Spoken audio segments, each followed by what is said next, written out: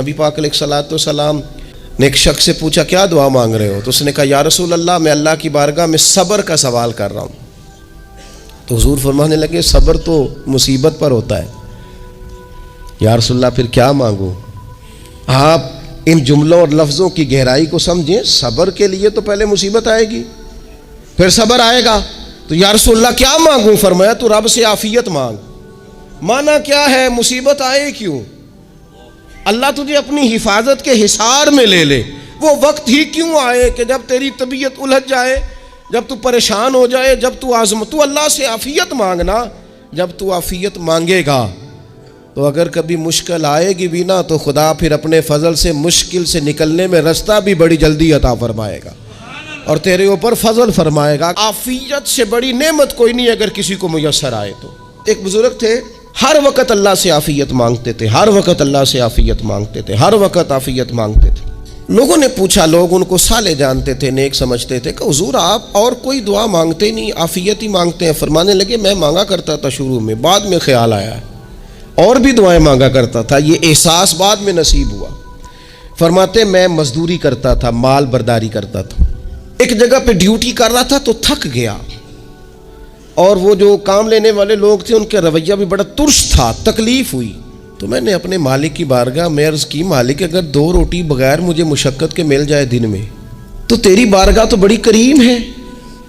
کہتے ہیں میں نے یہ دعا مانگ لی، ذرا میں تھوڑا آگے بڑھا تو 2 بندے آپس میں لڑ رہے تھے، میں ان کی صلح کرانے کے لیے، انہیں بچانے کے لیے آگے بڑھا تو میں جس کو چھڑا رہا تھا دوسرے نے میرے اوپر ضرب لگا دی، میرا بھی سر پھٹ گیا۔ تھوڑی دیر کے بعد وہاں پولیس آ گئی، وہ تینوں کو لڑنے والا سمجھ کے اٹھا کے لے گئے، مجھے جیل ہو گئی۔ 2 روٹیاں بغیر مشقت کے روز ملنی شروع ہو گئی۔ دعا مانگی تھی نا کہ یا اللہ 2 روٹیاں مل جائے نا بغیر مشقت کے، کہتے ہیں وہ 2 روٹیاں روز ملتی، کوئی کام نہیں کرنا پڑتا تھا، پر جیل ہو گئی۔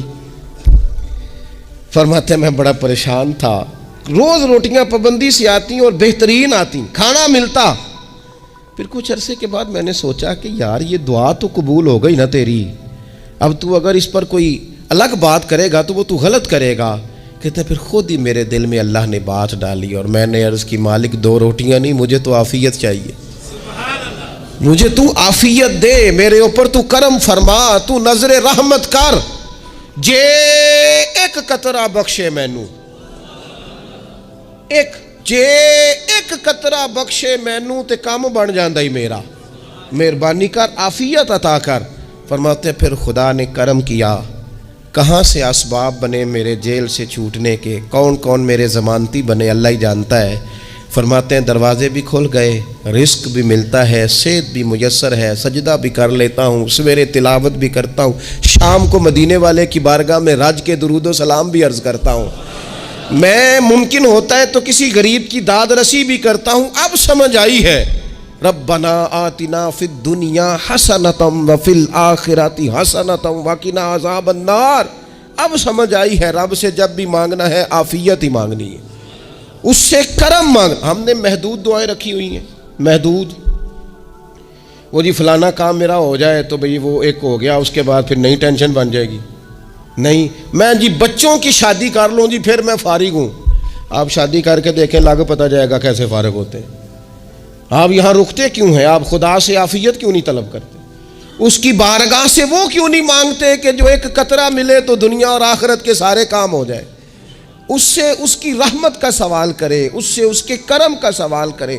اللہ کی بارگاہ میں بھی حاضر ہونا اور جچی تلی اور جناب ناپ تول کر اور محدود چیزوں کا سوال کرنا، مالک سے مانگے، اور وہ جب دیتا ہے تو دیتا بھی بے حساب ہی ہے، وہ جب عطا کرتا ہے تو کرم کے دروازے کھول کے عطا کرتا ہے، ورنہ تو ایک الجھن سے انسان نکلتا ہے دوسری میں الجھ جاتا ہے، ایک گتھی کو سلجھاتا ہے۔ پھر اقبال رو پڑے تھے، کہنے لگے میں عقل کی گتھیاں سلجھا چکا ہوں، یا رب مجھے صاحب جنوں کر دے۔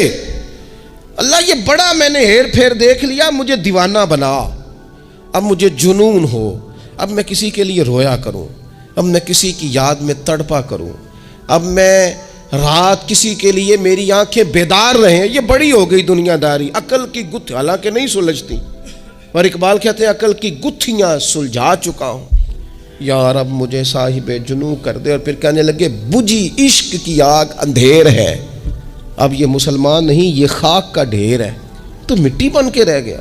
کیا کہاں اپنی ساری توجہات کا قبلہ کس چیز کو؟ میرے عزیزو، اللہ سے عافیت. جب تک یہ مزاج نہیں ہم بناتے کہ مالک سے عافیت کا سوال کریں، اپنے آپ کو اپنے رب کے حوالے کر دیں، اس کی رحمتوں کے سپرد کر دیں، اتنی دیر تک زندگی میں ٹھہراؤ نہیں آتا، قرار نہیں آتا.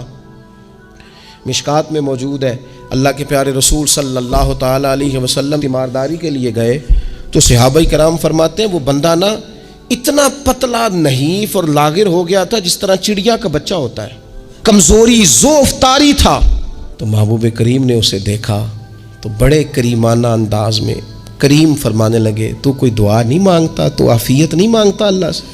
عرض کی یا رسول اللہ صلی اللہ تعالیٰ علیہ وسلم، میں نے اپنے رب کی بارگاہ میں عرض کی ہے مالک قیامت کا عذاب بڑا سخت ہے، میں نہیں برداشت کر سکتا، تو نے اگر مجھے کوئی سزا دینی ہے تو یہیں دے لے، قیامت کو نہ دینا. تو کہتے ہیں محبوب فرمانے لگے سبحان اللہ، او خدا کے بندے تو رب کی سزا دنیا میں بھی نہیں سہ سکتا.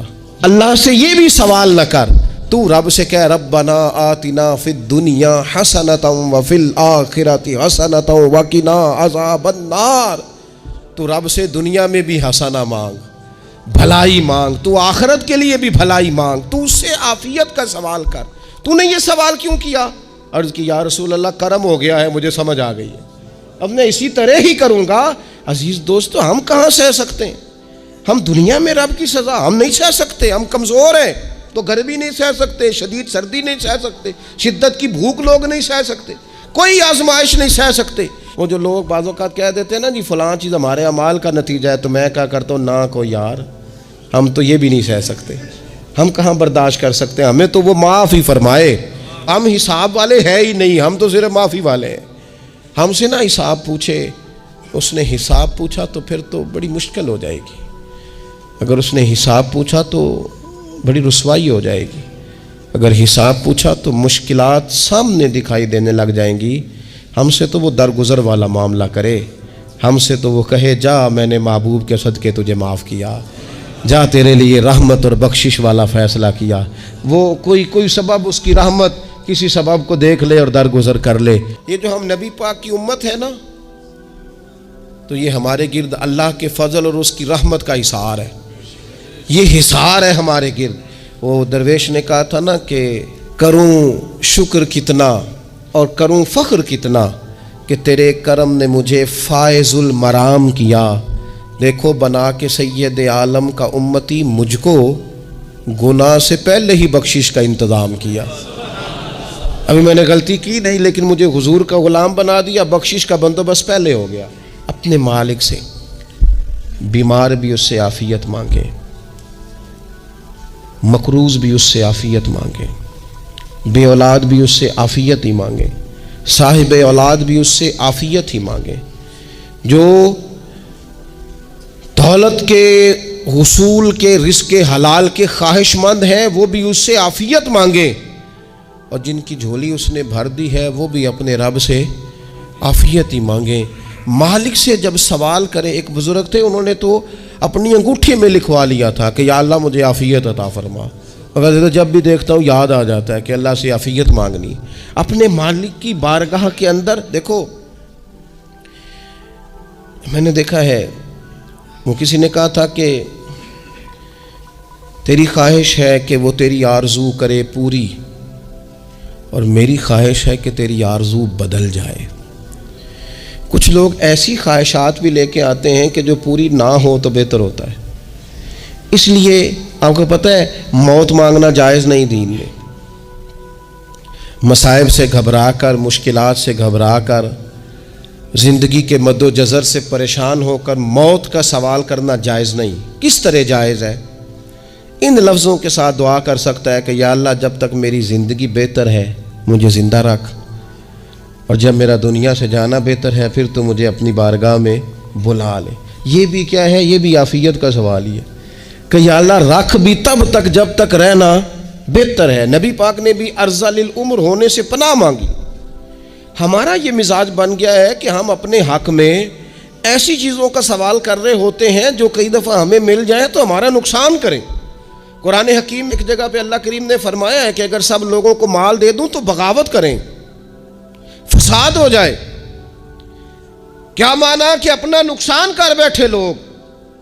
ہم اپنے مالک کی بارگاہ میں بعض ایسی چیزوں کے سوالی ہیں کہ جو ہمارے لیے ٹھیک نہیں ہے، ہمیں اس کے کرم پر چھوڑنا ہے، اس سے عافیت مانگنی۔ اور بعض لوگ، کیونکہ میں کہہ چکا ہوں شروع میں کہ ہماری دینی روحانی تربیت نہیں ہوتی، اور ہم کہیں سے باقاعدہ اسباق لینے کے قائل ہی نہیں ہوتے، پوری تربیت کا ہمارا مزاج ہی نہیں ہوتا، اپنی عقل اور اپنا شعور اور اپنے حساب سے ہم زندگی کو بتانا چاہتے ہیں۔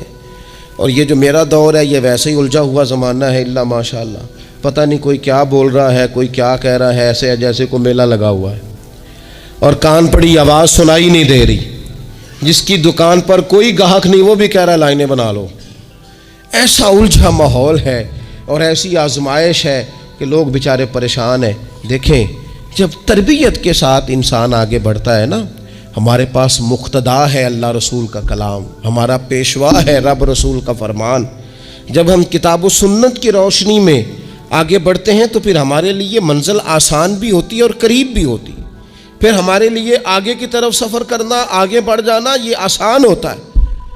آپ غور کریں، جو لوگ دنیا میں کامیاب رہے، بھلا کس طرح کامیاب رہے؟ وہ اس طرح کامیاب رہے کہ انہوں نے نا اپنے رب سے عافیت مانگی، اللہ تعالیٰ نے خود بخود ان کے لیے رستے بنائے۔ آپ تاریخ پڑھیں گے بعض لوگوں کی تو لگ نہیں رہا تھا کہ وہ اتنی کامیابی حاصل کریں گے۔ دیکھ لیں آپ، حضرت غوث اعظم جیلانی رضی اللہ تعالیٰ عنہ بغداد شریف تشریف لاتے ہیں تو ان کی کیفیت یہ ہے کہ پتے کھا کے گزارا کرنا پڑتا ہے، یعنی پیچھے کوئی ایسا بیک گراؤنڈ کسی کا بنایا ہوا ادارہ، کوئی بڑی خانقاہ، کوئی بڑے لمبے چوڑے والد صاحب کے مریدین، کوئی بڑا لمبا سلسلہ نہیں مل رہا۔ ان کو بظاہر پتے کھا کے گزارا کرنا پڑتا ہے، لیکن چونکہ وہ نکلے ہیں اللہ کی مدد کے ساتھ، انہیں اللہ نے تائید دی ہے، فضل فرمایا ہے، تو نتیجہ یہ نکلا ہے کہ 70 ہزار بندہ ایک ایک وقت میں تربیت لینے کے لیے ان کے سامنے موجود ہے۔ یہ اللہ نے اسباب بنائے ہیں، کیونکہ جب رب عافیت عطا کرتا ہے تو پھر اللہ اسباب بھی پیدا فرماتا ہے۔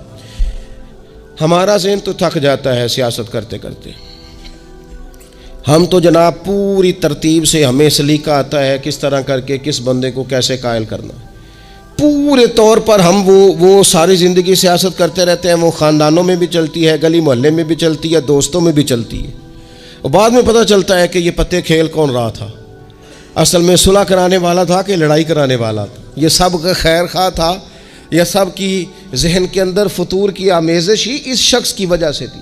ہم چونکہ وہ خاص عافیت اللہ سے نہیں مانگتے، ہماری مخصوص سیاست ہوتی ہے سبھی کو راضی رکھو، اس کا نتیجہ یہ نکلتا ہے کہ ایک ٹائم آتا ہے کوئی بھی راضی نہیں رہتا۔ ہم اگر اپنے مالک کی طرف رجحان کریں اور اللہ نے جو ہمیں شعور دیا ہے اس شعور کو لے کر اللہ کی بارگاہ کی طرف بڑھیں، آپ یقین کریں اعلیٰ حضرت بریلوی رحمۃ اللہ علیہ کی کتابیں ہیں، ایک ایک کتاب پر پی ایچ ڈی ہو رہی ہے، اور انہوں نے 150 سال پہلے بیٹھ کر جو کچھ لکھا تھا بین ہی لفظ بلفظ اس کی ضرورت آج محسوس ہو رہی ہے اور آنے والے وقت میں بڑھ رہی ہے۔ لیکن ان کے پاس کوئی ٹیم نہیں تھی، 50 لوگ نہیں تھے جو ان کے پاس بیٹھ کے لکھواتے، اپنا پریس نہیں تھا، ایسے لوگ نہیں تھے کہ جن کو پتہ ہوتا کہ کتاب ہم کل چھاپیں گے اور اتنے فیصد یہ مارکیٹ میں نکل بھی جائے گی، ایسا کچھ نہیں تھا۔ کیا تھا؟ اللہ کی مدد ساتھ تھی، تائید ایزوی ساتھ تھی، اللہ نے اپنی عافیت میں رکھا تھا۔ وہ قرآن مجید کی آیت کا ترجمہ کرتے ہیں نا اعلیٰ حضرت، اہدنا الصراط المستقیم، یا اللہ ہمیں سیدھی راہ پہ چلا۔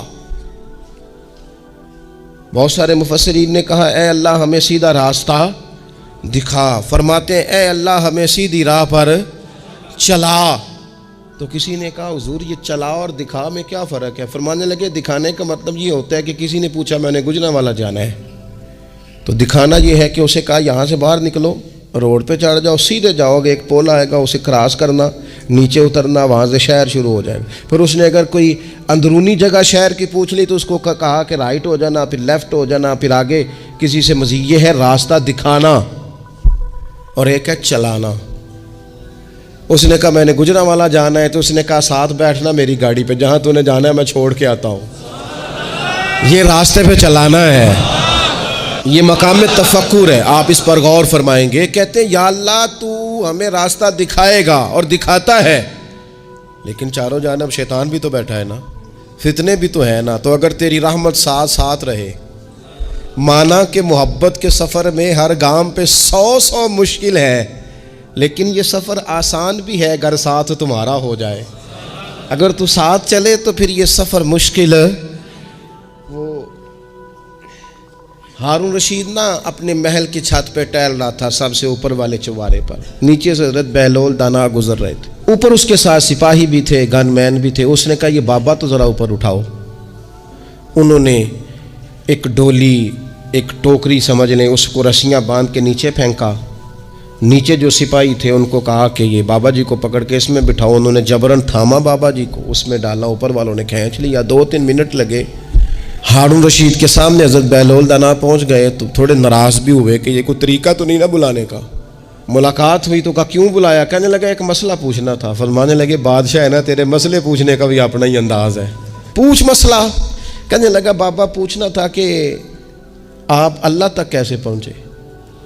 حضرت بہلول دانا چپ کر گئے۔ 2-4 منٹ کے بعد کہنے لگے جس طرح ابھی زمین سے تیرے تک نہیں پہنچا، بالکل اسی طرح پہنچ گیا اور رب کریم کی بارگاہ تک، اور وہ بھی جو اس نے کرم فرمایا ہے، ورنہ میں تو نہیں سمجھتا کہ میں پہنچ گیا، وہ بھی اگر تیری خوش گمانی ہے۔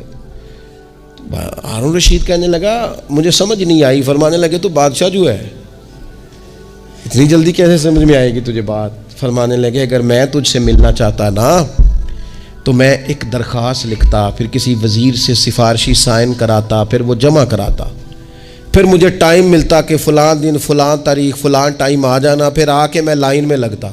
پھر بھی تو بادشاہ ہے، تیرا موڈ بنتا ملنے کا کہ نہ بنتا۔ جب میں چاہتا تو پتہ نہیں کتنا ٹائم لگ جاتا، جب تو نے چاہا ہے نا تو 1 منٹ بھی نہیں لگا۔ فرمانے لگے میں نے دعویٰ ہی نہیں کیا کہ میں جدوجہد کر کے پہنچوں گا، میں نے تو رب کی بارگاہ میں عاجزی کی ہے، پھر رب نے ہی کرم فرمایا ہے، اسی نے مہربانی کی ہے۔ مانا کہ محبت کے سفر میں ہر گام پہ 100 مشکل ہے، لیکن یہ سفر آسان بھی ہے اگر ساتھ تمہارا ہو جائے۔ اس کے کرم کا ساتھ رہا ہے، اس سے عافیت مانگی ہے، اپنے آپ کو اس کے سپرد کیا ہے تو اس نے کرم کر دیا، ہمارا نہ جی۔ کیونکہ سب سے بڑا مسئلہ روحانی تربیت کا ہے۔ ہمارے ہاں باتیں ڈھیر سارے لوگوں کو آتی ہیں اور بہت زیادہ آتی ہیں۔ منصوبہ بندی کرنا، پلاننگ کرنا، اپنے معاملات کو خود سے کیسے لے کے چلنا ہے، کیسے ٹھیک کرنا ہے، اپنے حق میں دنیا کو کس طرح قائل کرنا ہے، یہ ڈھیر سارے لوگوں کو آتا ہے۔ اور اپنے حق میں دلائل کس طرح قائم کرنے ہیں، اس میں بہت سارے لوگ خود کفیل ہوتے ہیں، انہیں کسی سے مشاورت کی بھی ضرورت نہیں ہوتی۔ لیکن اللہ کی بارگاہ سے اپنا رشتہ کیسے جوڑنا ہے، مالک سے کرم کا سوالی کس طرح کر کے ہونا ہے، اللہ سے عافیت کا سوال کیسے کرنا ہے، یہ چونکہ روحانی تربیت میں ہمارا مزاج نہیں ہوتا، لہذا ہم اس طرف جاتے نہیں۔ ہم وہ اپنی مرضی کی چیزیں، یعنی وظیفہ پوچھ کے گئے ایک صاحب، کچھ عرصے کے بعد آئے ہیں تو آ کے کہتے ہیں مولانا صاحب، پیر صاحب یا قاری صاحب یا فلاں صاحب، کسی سے بھی پوچھ کے گئے کس چیز کو نیک آدمی جانا، پھر لوٹ کر آ کے کہتے ہیں کہ آپ نے وظیفہ بتایا تھا پر کام کوئی نہیں ہوا۔ تو میں تو صاف کہتا ہوں اور کھلے دل سے کہتا ہوں کہ بھئی وظیفہ آپ کو بتایا تھا کہ اللہ کی رحمت متوجہ ہوگی، خدا کی رحمت کو آواز دینے کے لیے وظیفہ دیا تھا۔ کوئی بھی وظیفہ رب کو مجبور تو نہیں نہ کر سکتا معاذ۔ اور وظائف کس لیے پڑھے جاتے ہیں کہ جلدی سے معاملات ٹھیک ہو جائیں، میرے حق میں چیزیں بہتر ہو جائیں، تو اللہ کی رضا کے لیے پڑھے جاتے ہیں۔ تو وظائف کو، عبادات کو، نوافل کو، تلاوت کو، درود پاک کو تو رضا الہی کا ذریعہ بنانا چاہیے۔ لیکن ہم چونکہ ایک پورا الجھاؤ رکھتے ہیں اپنی دنیا داری کے معاملات سیدھے کرنے، ایک پورا خیر رکھتے ہیں۔ وہ لوگ ملتے رہتے ہیں مختلف بزرگوں کی نسبت کے تعلق سے، تو بعض جگہوں پہ بعض لوگ بڑے تیز ہوتے ہیں، یعنی ان سے آپ کی ملاقات ہوتی ہے تو بندے کو محسوس ہوتا ہے کہ یار اسے تو پہلے ہی ساری باتوں کا پتہ ہے، اور کئی دفعہ ان سے ملنے کے بعد احساس ہوتا ہے کہ یار اس سے تو تھوڑا سیکھ ہی لیتے تو بہتر تھا، یہ تو بات بڑی آگے نکل گئی۔ سارا پتہ ہوتا ہے، باشعور ہوتے ہیں، لیکن ڈر آتا ہے اللہ سے۔ اتنا باشعور آدمی، سمجھدار، پنچایت، پریا، لوگ، دین، دنیا سارا پتہ ہے، نماز کا ٹائم آ گیا تو وہ چھپتا پھرتا ہے۔ اس کی طبیعت پر بوجھ بن رہا ہے معاذ اللہ اللہ کے حضور حاضر ہونا، اسے خیر کا کام کرنا پڑ رہا ہے تو وہ ادھر ادھر نکلتا جا رہا ہے۔ تو سوال یہ ہے کہ پھر یہ شعور کا کیا مطلب رکھا ہوا ہے ہم نے؟ پھر اللہ سے دعا کرنے کی ضرورت نہیں۔ وہ حضرت عارف رومی رحمۃ اللہ تعالی علیہ فرمایا کرتے تھے بعض لوگوں کو رب سارا کچھ دیتا ہے،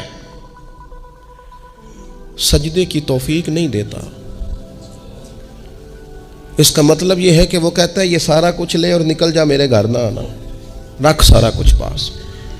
رب سے عافیت مانگی جائے، اس سے اس کا فضل مانگا جائے، اس سے اس کا کرم مانگا جائے۔ اللہ کے پیارے رسول صلی اللہ تعالی علیہ وآلہ وسلم اس عافیت مانگنے پر زور دیتے، توجہ دیتے۔ میں آپ کو صحیح بتاتا ہوں،